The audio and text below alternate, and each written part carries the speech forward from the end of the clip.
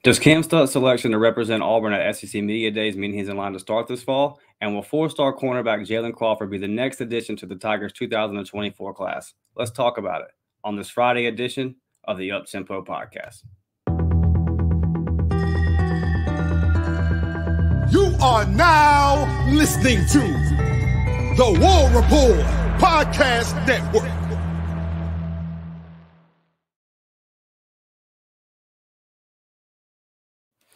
Yes, sir. Ladies and gentlemen, welcome back to the Up Tempo Podcast. I'm your host, Dustin Smith. Bear with me tonight, boys and girls. I'm riding solo dolo because our guy Blake Lane is becoming a daddy. Little Levi is on the way. Blake is in the hospital. I'm recording this at Thursday night. He's in the hospital as we speak as this goes live Friday morning. Hopefully his lovely wife has had her baby by now and is out of labor and everything is good. We want to say congratulations to my boy Blake. Love you, buddy. Appreciate you. Wishing all the best to you and the family in this wonderful time. Can't wait to have you back. So bear with me tonight, guys. I'm going to do what I can. Not really used to running this thing solo, but just shout out, man. Appreciate you guys for being with me. And so we saw the selection at SEC Media Days, right? Elijah McAllister, Luke Deal, and Cam Stutz. And some interesting conversations have kind of come up from all this, right? I'm hearing some people say, Cam Stutz, man. Cam Stutz might be in line to start. And if you're one of the people that was in the space with me and Blake the other night, you're going to kind of think that's funny because I kind of hopped in there and said, I don't see a world where Cam Stutz can start. And literally the next day, this comes out. So we're here to talk about it, man. Before we get started, guys, hit that like, hit that subscribe. We just cleared 500 subscribers, so we're now able to monetize. We sent that off to YouTube. Should be a couple weeks, and they'll be able to get back to us on that. Opens up a lot of possibilities for us, man. So we want to say thank y'all. It means the world to us. The growth has been tremendous over the past couple of weeks. Thank you to Ike, Mike, C-Dub, B. Will, everybody over at War Report for helping us out, man. It's just been a great blessing, and to see this growth has just been awesome for me and Blake. It means the world to us. So thank y'all so much, man. Continue to share the word. We're here, man. We're grinding. We're ready to get it. So getting into this, though, about Cam Stutz. If you listen to our episode, 2 or 3 episodes back, predicting breakout players, you know that I predicted Jeremiah Wright on the offensive line. I predicted Jeremiah Wright to start at guard, and I'm going to stand by that despite these recent developments. And I'm going to get into media days a little bit first. We haven't really talked about media days a whole lot on this podcast, and that's a reason for it, to be honest with you. I kind of speak for Blake on this one. I know his feelings on this, and speaking for myself, we just don't really care. And that's not the poo-poo on media days, because there's parts of it that I personally like. I like seeing all the coaches, get up there, kind of present their case. This is where it's almost like a State of the Union address, right? Like when the president gets up there and says, okay, this is where the country's at and blah, blah, blah, without getting asked questions, obviously, but you get my point. And it's kind of that way for SEC coaches. They get to go up there. They get to kind of give you the state of their program, spew whatever propaganda BS, and then answer questions from the media. So I feel like for the coaches, it's something that's entertaining. I feel like you do get some good stuff out of there. The reason I don't really care about the players is because I'm just not a fan, man, of like vanilla answers in the coach speak type stuff, right? And I know that that's what you're going to get 9 times out of 10. I can't really remember any spicy quotes that came from a player at SEC Media Days. And if there was one, it was probably him answering a question honestly for a change, and then that gets spun, right? Because that's the way it goes. Everybody says they want honesty, they want honesty, they want honesty. And then you get an honest answer finally, and the media takes it and runs with it, and it's so crazy. So to me, man, I just don't really care because I know what these players are going to say. Like when you hear the answer, you can probably pause it and then guess the way that he's going to answer it. And when I see the 3 guys that, not my table over here. When I see the 3 guys that Auburn brought, and Elijah McAllister and Luke Deal and then Cam Stutz, especially in the first 2, our guy Mike G's, he was saying for weeks, it's got to be Luke Deal. It's got to be Luke Deal. And y'all know that Mike G's close to a lot of players on the team. So he's around Luke Deal. He knows that like Luke Deal's got his stuff together. Same thing with Elijah McAllister, a new guy. just transferred over from Vanderbilt. I've said on this podcast a couple of times now, I'm not expecting a huge year from him as far as production goes, just like you wouldn't expect a huge year from Luke Deal as far as pass catching. Now, he did, I think it was 321 snaps he played last year and only allowed 3 pressures on the quarterback. So he is a good blocking tight end. You know what Luke's going to kind of get in there and do.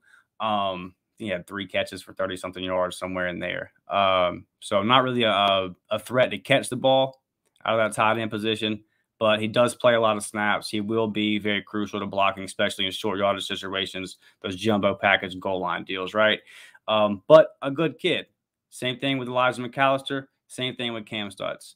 And I think that that's something that's important to remember right now is that with the reaction to Hugh Freeze's hiring, right or wrong, as far as the reaction goes,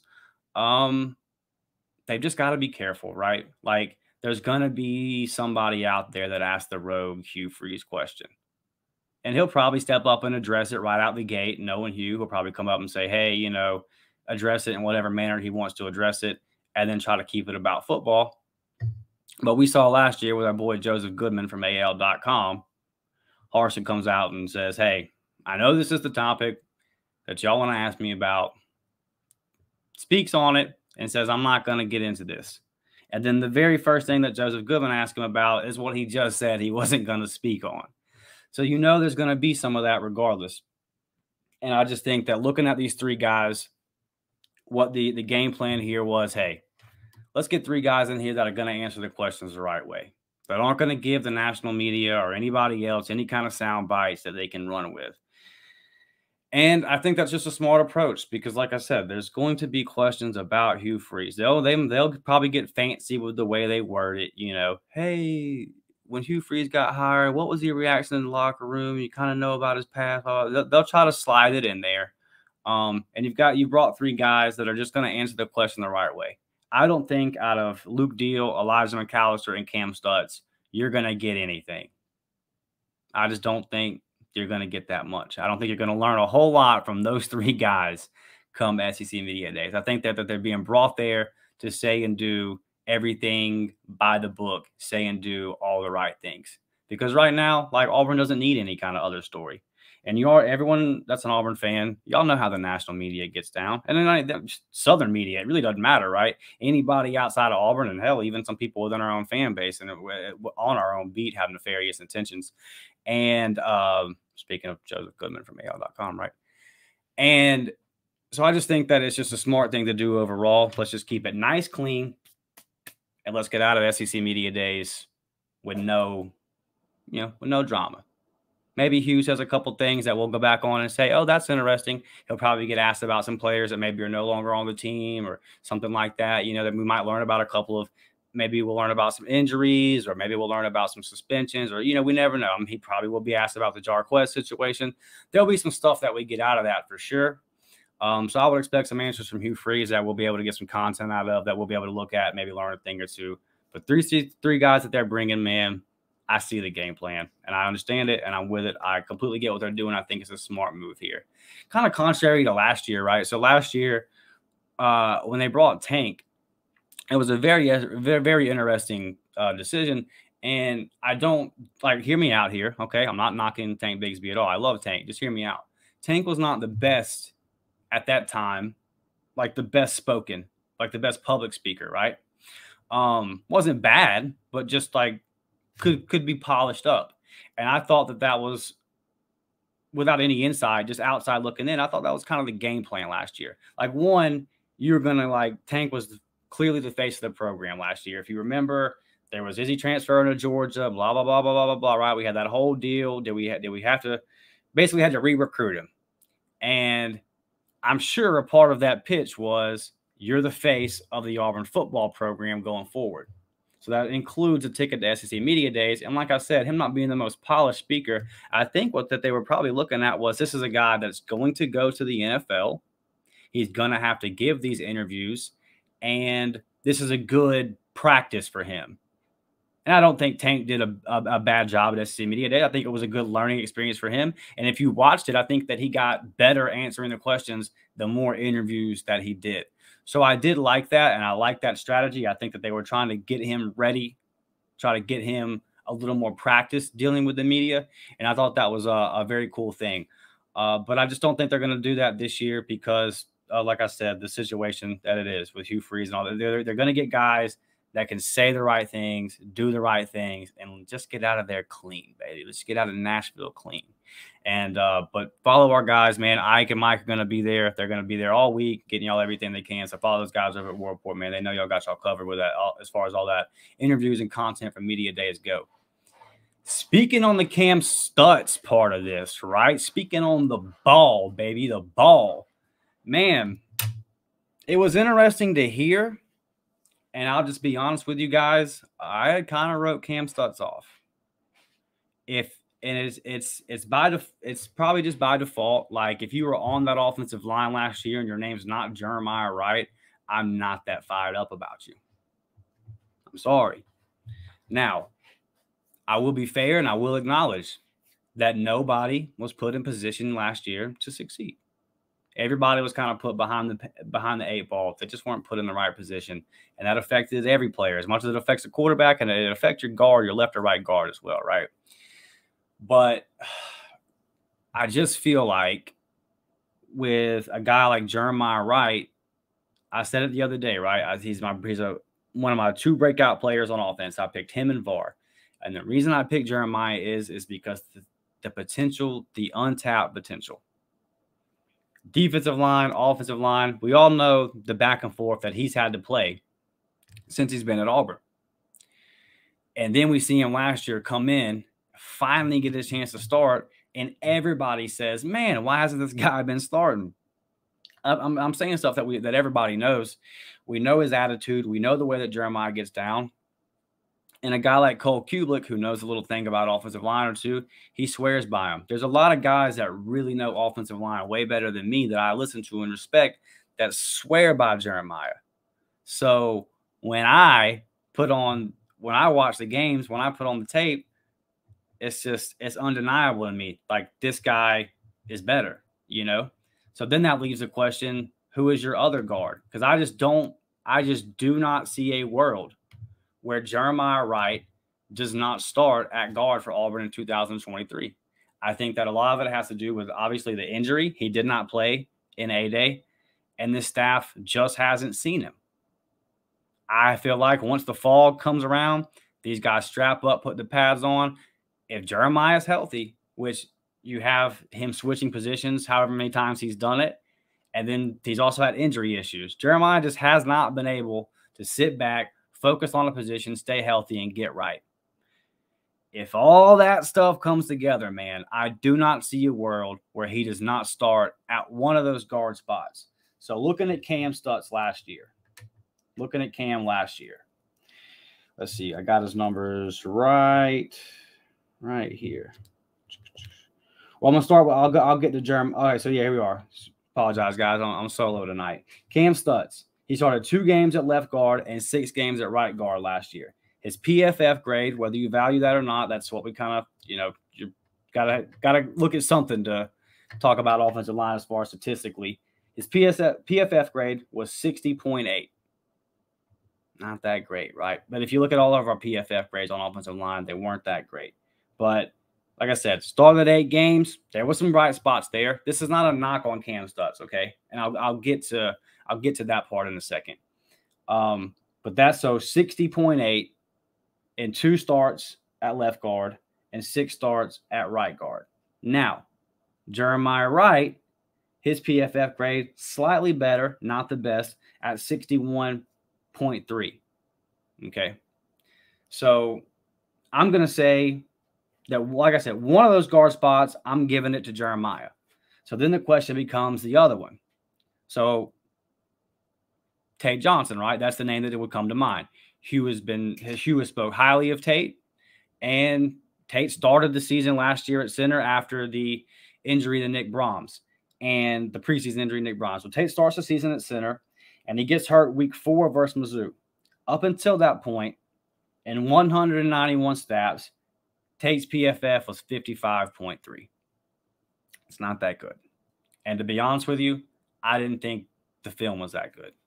Like, I think that these PFF grades, for the most part, match what was on the field. So I'm looking at guys here that have played off, and this isn't ever like PFF. PFF is not my sole, deciding factor here. It's not the only metric I'm looking at. I'm looking at what we watched when we turned the tape on last year. And to me, as far as these three guys go, Cam Stutz, Tate Johnson, and Jeremiah Wright, I think Jeremiah is head and shoulders above the other two. Now, those questions, but with, there's injury questions, like I just said with Jeremiah. There's also injury questions with Tate. Okay? You get hurt week 4, and then you're hurt again in spring practice. So when you're looking at 3 of our top guys that we're projecting at guard, 2 of them, there's big question marks. There's big question marks at 2. So then you ask yourself, okay, who's the 4th guy? Who would be the other guy that maybe could slide in here? And if you've been listening, you know what I'm going to say. Connor Lew is a dog. Connor Lew is an absolute dog. There's no other way around it. One of the biggest recruiting wins that we had last year. I just don't know if people understand quite how good he is. And again, when it comes to positions that I've never played, I played receiver and DB in high school, and I'm not trying to act like I played big D1 ball or nothing, but I'm just saying I don't know anything. I can tell you a little bit something about receiver. I know nothing about offensive line. But when I trust the people that can actually that break down the fundamentals and the technique and everything that goes into that, they all say Connor Lew is that dude, and it matches what I see, and it matches what we've heard throughout the spring. And I just think a guy that was an early enrollee in the spring already came in and was immediately in the 2 deep, was right there in that rotation as that 6th or 7th guy. I think you're looking, whether it be so let me ask you this. Do you think that Tate Johnson and Jeremiah Wright both stay healthy? So far, that doesn't look that way, right? Connor Lew's going to get some reps. Connor Lew is going to get some reps. And I think that he is more than capable. I think that if he was already capable and he was already starting to gain the trust of this staff in the spring, I think it's very reasonable that a whole summer of offseason workouts, he's going to get a little bit bigger. He'll obviously understand the playbook and his assignments a little bit more. Hopefully, build a little bit more chemistry with those guys. And then when we put the pads back on come fall, I think he's just a dog, man. I think Connor's a dog. I think he's too good. I think he is the 3rd best addition in this class, in this freshman class that we had coming in. I think Kay and Lee is number 1, Keldrick Falk's number 2, and Lew is right there at number 3. I think all 3 of these guys will play in the NFL. I cannot tell you how high I am on Connor Lew. So even if we get into the point of the start of the season where it's Cam Stutz is starting opposite Jeremiah Wright, or Tate Johnson opposite of Jeremiah Wright, or even if it's Cam Stutz and Tate Johnson, which I'm hearing, I believe Zach Blackerby did an episode the other day on Locked on Auburn where he said that from what he's hearing from the players right now, he said that it appears that Cam and Tate are the starters at guard. That's as of right now, as July, right? When the pads get put on, I just think some things are going to get moved around. I think when they see Jeremiah, I think Lew with a whole summer of conditioning. So when the season starts, I wouldn't be surprised to see any combination of these 4. I would actually be surprised if Lew started the season. But I just have questions about whether Jeremiah and Tate will both stay healthy. And I believe that Lew is that talented to where when one of those guys get hurt, he's going to be a guy that you're going to have to slide in. And I just think that Cam Stutz is just right there. Right now, he might be more ready to play than Connor, right? So week 1, it could very well be Jeremiah and then Connor. Or excuse me, Jeremiah and then Cam. But I just think that as the season goes, whether it be injury or just whatever, just Connor getting ready.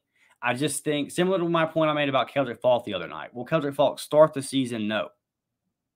But I just think in time, I think that by the end of the season, your 2 starting guards are going to be Jeremiah Wright and Connor Lew. That's if everything just goes, no injuries, no nothing. I think that it's going to be Connor Lew and Jeremiah Wright starting as your guards. I just think that they're the most talented ones. Now, I know that after everything I just said, it sounds like I'm not all that high on Cam Stutz. I think that your floor is now raised, right? So you have a guy in Cam Stutz that started 8 games last year. Let's say he's not a starter. Let's say that it is Lou and it is Wright, or it is Wright and it is Tate Johnson to start the season. One of those guys get hurt. You've got a guy with experience. That's not a bad player. I'm not saying Cam Stutz is a bad player. I just think there are other guys that are more talented. But you've got a guy in Cam Stutz that's experienced at the moment's not going to be too big for. And that's one thing that's so important that we've been lacking on offensive line is depth. We're lacking depth at the offensive line. We have been for a long time. But when you go out and add guys like Muskrat, we even talked about Muskrat. But that's a guy. Now, will he play tackle or guard? I've heard different things, but I know what he did at Tulsa. Where does he fit in, right? So there's depth. There's another guy that's played a lot of ball. So no matter what, no matter where it falls, any of these combinations, I like our depth at guard. I do. I think that no matter what happens, if there's an injury and then you say, okay, let's say that it's Tate and Stutz that start the season. Let's say it stays where it is being reported that it is right now. You still feel good with a guy like Lou, a stud freshman sitting right there ready to come off the bench. You still feel good with a guy like Jeremiah Wright, who I've spoke on enough over the past week on this podcast and laid out, all his ability. You feel good with those two guys coming off the bench, right? It's like, okay, man, we've raised the floor. So, and with Jake Thornton, you saw what he did last year at Ole Miss. I just think that everything is in line for this offensive line this year to establish a line of scrimmage and set up Peyton Thorne to be in the best position possible. First down is going to be so freaking crucial for this offense this year. It's going to be every year, but just judging off of what we've had the last couple of years, our lack of success on first and second down is just a detriment to us getting any kind of drive going time after time. Whether it's just 3 yards to get you to 2nd and 7, that's so much better than 2nd and 9. Those 2 yards make such a difference. Then you get 3 more yards, 4 more yards, and now you're in 3rd and short versus being in 3rd and 7. I like the way this offensive line matches up. I like the different combinations. I like the depth, man. I like it. Down to about like the 8th or 9th guy, I like where we're at. Versus last year, I didn't like 3 of them. I didn't like 3 of the 5 guys we had starting, much less the guys coming off the bench, man. So I do think that big improvement has been made. And whoever starts at guard, whoever that is, I think that expectations are up a little bit. Like I said, man, the floor has been raised. And I think you're going to see some good offensive line play for the first time in a long time. But speaking specifically on the guard position, it's going to be interesting to see. I'm going to say Jeremiah Wright starts the season. Like I said, I just don't see how we get out of the fall without him starting the season. And I'm not sure if Lou starts the season. It will be Stutz. I would have said Tate, but now apparently Stutz is, I was wrong. And Stutz is in the conversation. Whether it be Stutz or Tate Johnson, I believe they will start at the other guard position. And then whether it be injury or just performance, I think by the end of the year, once Connor Lou gets plugged in, I don't see him coming out. I think when he gets in there, he starts for us until he's ready to go pro.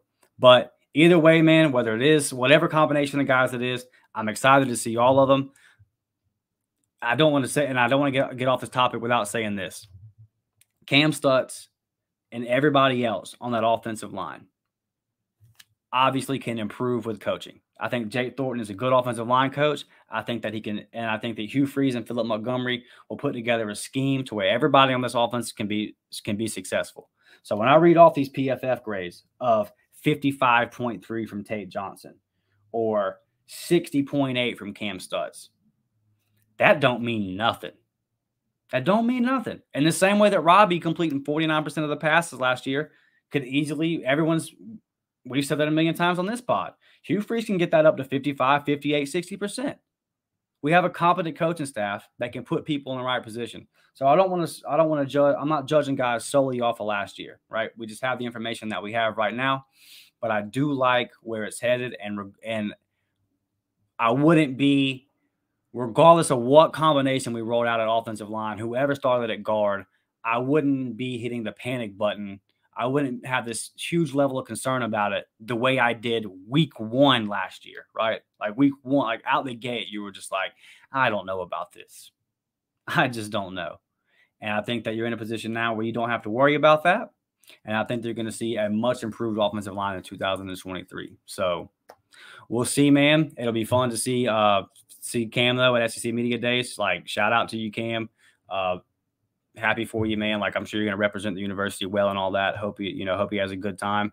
And hey, I hope he proves me wrong, man. I hope he comes out, and I hope he knocks some people on their ass this year and plays physical football and shows the world what he's all about. I'm pulling for you, baby. So coming up next, guys, we got this commitment coming Saturday, right? Commitment coming Saturday. We talked about it with our guy, Caleb Jones from Rivals, on Wednesday's episode, Countdown to Kickoff episode 2. Go back and check that out if you haven't. Sounds pretty good. Sounds pretty good. 4-star cornerback Jalen Crawford. He's out of Parkview High School in Georgia. Man, we recruit that area well. We just talking about that stud K and Lee from Georgia. We recruit cornerbacks from Georgia well. My boy J.D. Rim from Valdosta. I like me some 4-star cornerbacks from Georgia. This would be another blue chip. We're in competition here is LSU and Florida. Kind of thought that Jalen would already be committed to Auburn. He pushed back his commitment date, which originally kind of caused you to worry when all the projections are saying he's coming to Auburn. And then they push the crystal ball back, or he pushes his date back, and then you're looking at your crystal ball prediction and you're saying, uh-oh, what would that mean? Because normally that doesn't bode well for him. But On3 put in a prediction today at 91.3% for whatever that's worth, but a high percentage nonetheless that they feel good about it.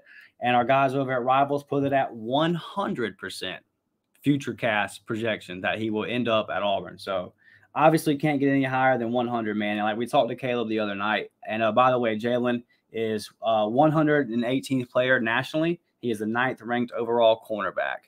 And did a little research.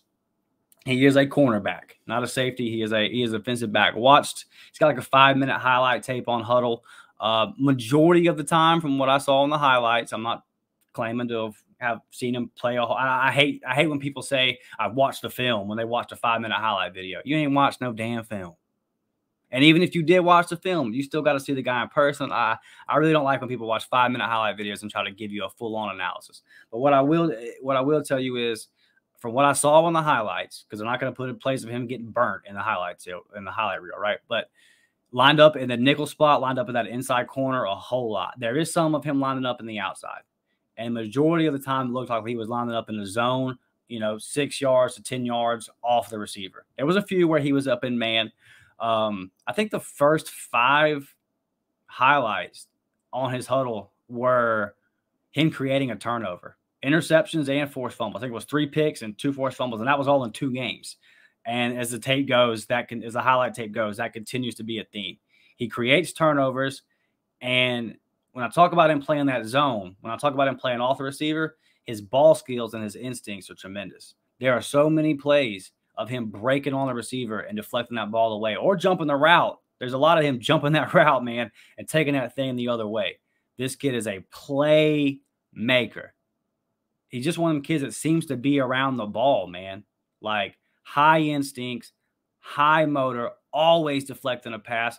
There was one where he blitzes the quarterback and then knocks the ball out of his hands and picks up the fumble from the nickel corner spot.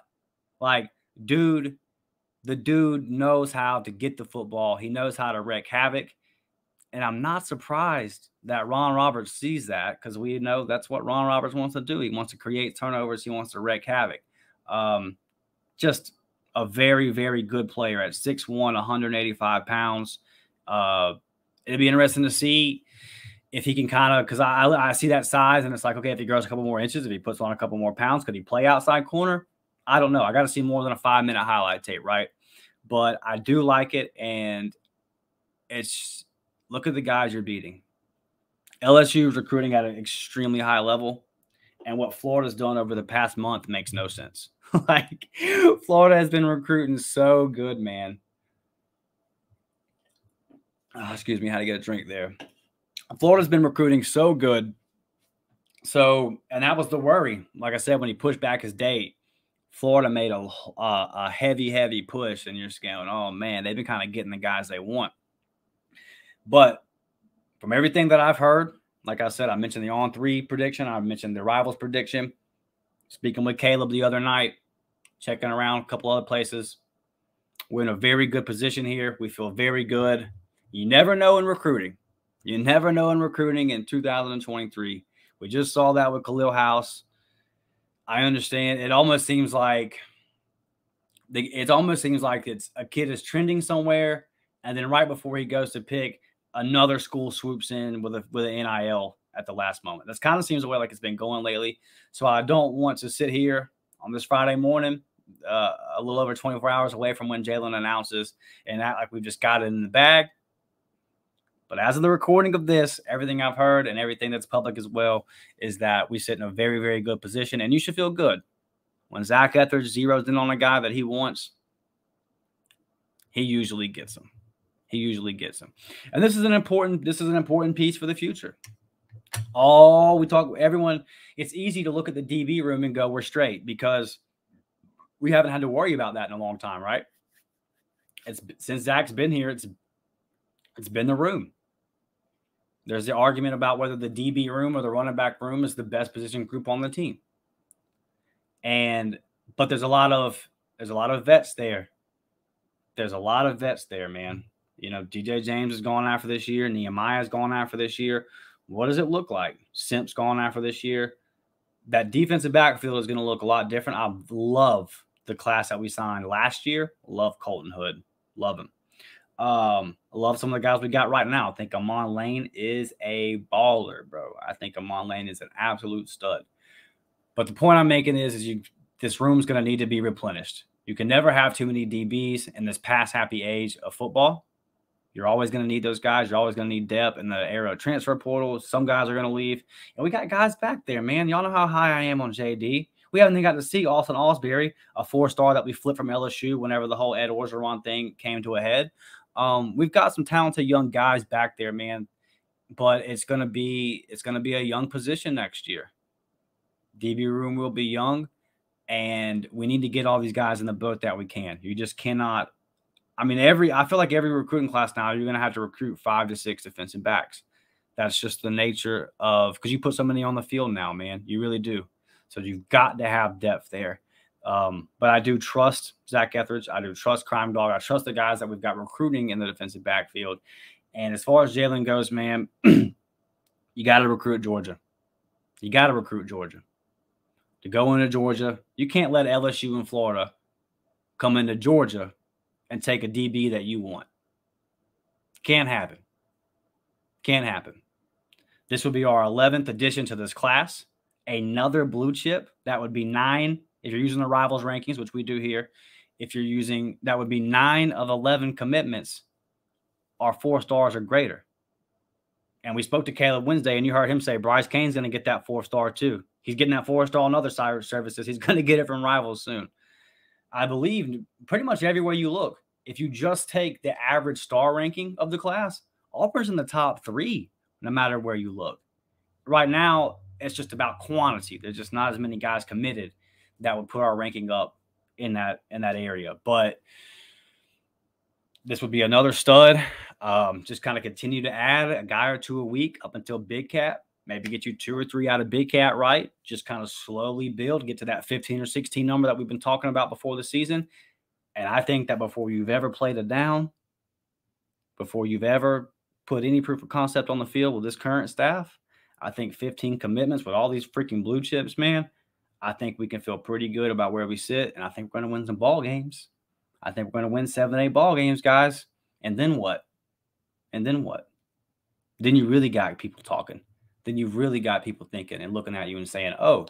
So I'm excited about Jalen. I do believe he will be the next person to join this class. I think that he will land him on Saturday, and I will be super fired up for that. But let's not count our eggs before they hatch and all that kind of stuff. We'll see how it goes. feel like we're in good position though. This would be a great addition to the class. And before we get over here to some big baseball news, man, before we hop over to some big baseball news, it was a weird day today. We just got an influx of positive baseball news. I did want to say, guys, go over to Home Field Apparel, man. 15% off if you type in all caps up tempo. We got to sell a little bit more shirts than what we've been selling, y'all. We do. We got to push a little bit more. Help us out. Go on there, up tempo, all caps. They got the sickest Auburn gear there is, man. They really do. I think I ordered like 3 shirts. 1999 SEC Basketball Championship, 1957 National Championship, and don't tell Pops, but his birthday's coming up, and he may have something coming in too. So go to Home Field Apparel, up tempo, all caps. Help us out. Help yourself out. You're gonna look fly. Let your family around you look fly. Y'all know what to do, man. Baseball. Getting into baseball here. Last segment before I get out of here. Appreciate y'all rocking with me tonight, guys. I know it's kind of been a little bit of a different show, just me going by myself here. But we got some good news on the diamond.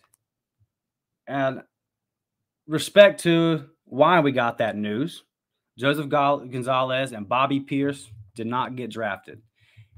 And them not getting drafted, they shortly afterwards announced they're coming back to Auburn, baby. They're coming back to Auburn.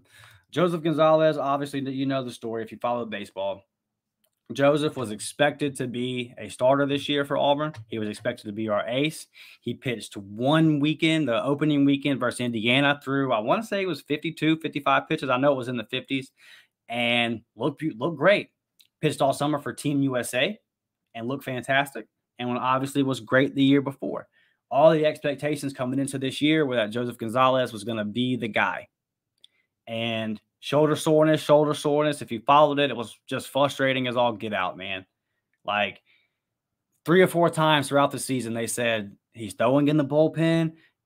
It's all going well. He should be back this week. And it never came. And Joseph was, at the start of the season, I believe he was ranked as a top 100 prospect by Baseball America. I do believe. Don't quote me on this, but I do know somebody had him as a top 100 prospect. Either way, he was going to get drafted, right? Pitches that one game. And then also, these are concerns from last year. Last year, he had the shoulder soreness as well.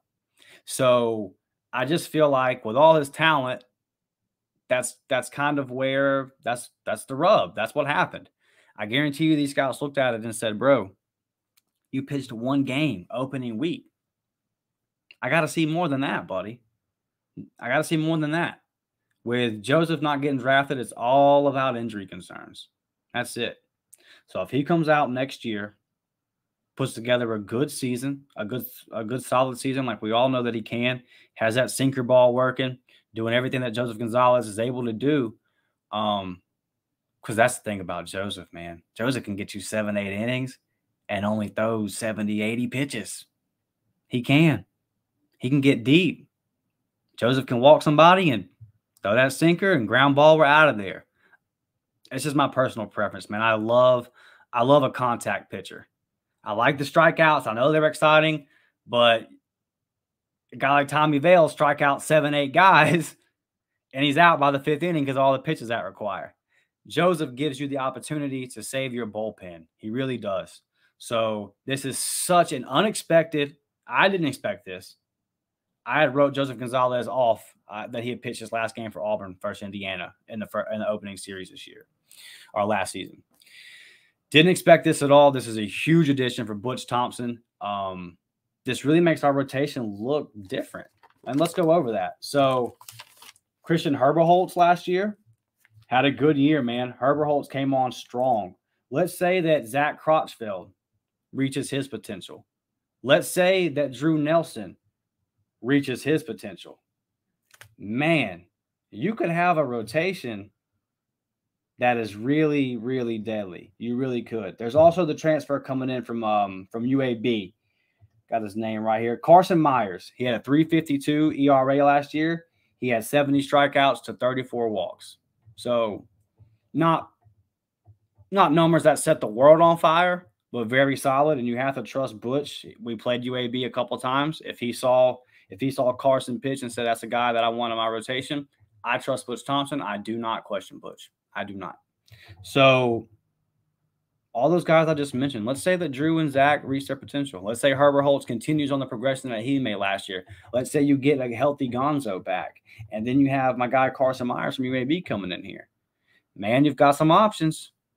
You've got some options right there. That's a nice – I like where you're sitting with that being your pitching rotation. I really do. And obviously, Joe being the ace. So, Joseph, pulling for you, my dude. Like, it should be a good year. If we can get that shoulder right, Joe's set up for a big year, and I hope he has that big year. And then the scouts are able to look at it and say, okay. And I'm going to get on my soapbox here for a minute about my dog, Bobby Pierce, bro. What y'all watching?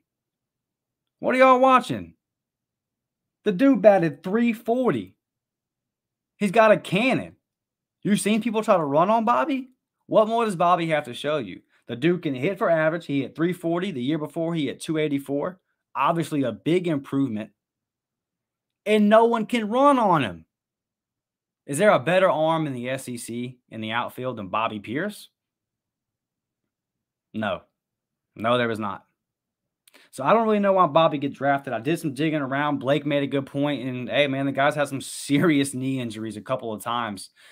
So, again, maybe a Joseph Gonzalez, not exactly the same thing, but maybe the scouts are saying, I need to see more than 1 year. I need to see you stay healthy a little bit longer. But I think Bobby's primed to do that. Look at the year he just had. I was shocked that Bobby didn't get drafted. I'm just going to be honest. It didn't make any sense to me. I don't know exactly.